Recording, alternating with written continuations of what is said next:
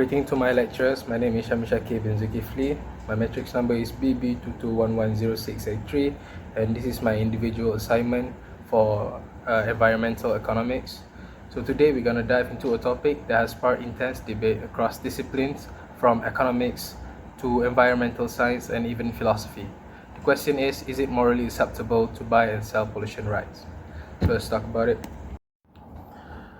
So let's start by revise back on what is pollution. Pollution is the introduction of harmful substances or contaminants into the natural environment, causing adverse effect on ecosystem and human health. These contaminants can come from various sources such as industrial waste, vehicle emission, agriculture chemicals, and household waste. Pollution can affect air, water, and soil, disrupting ecosystem, harming wildlife, and contributing to issues like climate changes, respiratory problems, and waterborne diseases. Addressing pollution requires global effort to reduce emission, promote sustainable practices, and raise awareness of the importance of protecting our environment. Now let's define pollution rights. Pollution rights, also known as emission trading or carbon credits, are a regulatory approach that allows companies or entities to emit a certain amount of pollutants, typically carbon dioxide, into the atmosphere. The concept is part of the cap and trade system, where the government or international bodies set a limit or cap on the total level of pollution allowed. Companies are then allocated or must purchase right or credits to emit a specific amount within this cap. If a company emits less than its allocated amount, it can sell its excess credit to another company, creating a financial incentive to reduce pollution. The purpose of pollution right is to control pollution in a way that economically efficient. By setting a cap on emissions, the system gradually reduces the overall level of pollution, encouraging companies to adopt cleaner practices. It also promotes innovation, as businesses seek a cost-effective way to reduce emissions to save money from purchasing credit. This market-based approach differs from traditional regulation, which directly restricts emissions by law, offering companies flexibility and potentially reducing costs associated with strict regulatory compliances. Now let's dive deeper into the economic rationale behind pollution rights and the cap and trade system. From an economic perspective, cap and trade is considered one of the most efficient and flexible ways to address pollution. But what exactly do we mean by efficiency and flexibility in this context? And why do economists favor this system over traditional regulatory methods? So let's break it down. First, cap and trade systems are designed to reduce pollution in a cost-effective way. In a traditional regulatory system, every company might be required to meet a specific pollution reduction target regardless of their circumstances or cost. This approach, while straightforward, is often rigid and costly. Companies with high pollution control costs struggle, while others that could cut emissions more cheaply have no traditional incentive to do so. Cap and trade, by contrast, offer a market-based solution. The government set a cap on total emission, distributing or auctioning permits that companies can trade. These trades are market for emission where companies can buy, sell, or trade permits depending on their needs. The system enables companies to find the most economical way to meet their requirement, focusing pollution reduction efforts where it costs the least. The market-driven approach often results in the same or even greater level of environmental protection as a traditional method, but at a lower overall cost to the economy. Cap and trade also provide flexibility for companies, allowing them to choose how they meet their pollution goals. Let's say a company finds it particularly expensive to reduce emission due to its technology or location. Instead of being forced into a costly upgrade, it can purchase additional permits from other companies that have more easily reduced their emission. This flexibility is important in diverse industrial sectors where the costs of pollution reduction are vary significantly. Companies that innovate or find a low-cost way to reduce emissions not only cut their costs but also gain a financial benefit by selling their extra permit. The ability to profit from pollution reduction provides a powerful incentive for innovation. For example, many companies may invest into cleaner technologies and more efficient processes, as this investment can ultimately save them money in the permit markets. In fact, we've seen cases where cap and trade systems have accelerated technological advancement. The European Union emission trading system, one of the largest carbon trading markets, has driven a significant emission reduction and invest in clean energy. When companies realize they can reduce the future compliances costs by innovating now, they often become more forward-thinking, investing in sustainable practices that benefit the economy in the long run. Another point worth noting is that cap and trade system, when properly designed, can deliver economy-wide benefit.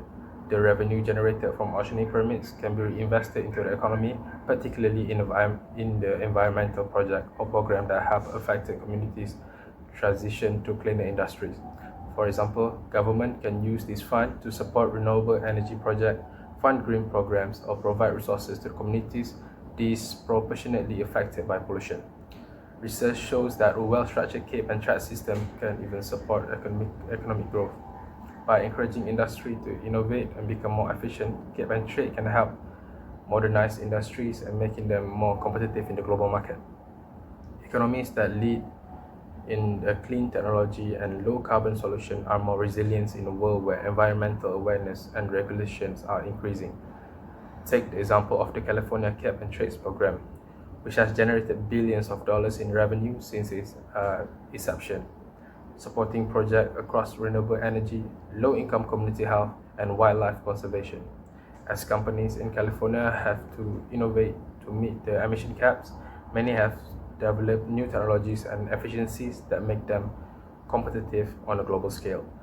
This economic boost suggests that reducing pollutant through cap and trade can benefit not only the environment but also the overall economy. Now that we've discussed the economic benefit of cap and trade, let's turn to the ethical challenges it raises. While the system may appear efficient, it brings up an important moral question about fairness, environmental justice, and our responsibility to future generations. These ethical concerns dive into the fundamental issues of whether is it right to buy and sell the right of pollution at all. Let's take a closer look. One of the most significant ethical concerns with cap and trade system is the issue of environmental justice. Environmental justice emphasizes that everyone, regardless of their socio-economic background, race, or geographical location, has the right to live in a healthy, clean environment. Unfortunately, pollution and environmental harm are often not evenly distributed. Vulnerable communities, which may include lower-income neighborhoods or areas with historically marginalized population, often bear the brunt of pollution with adverse health effects like asthma, heart diseases, and shortened life expectancy. In the cap and trade system, a wealthier company or industry have the resources to buy additional permits, which allow them to continue polluting.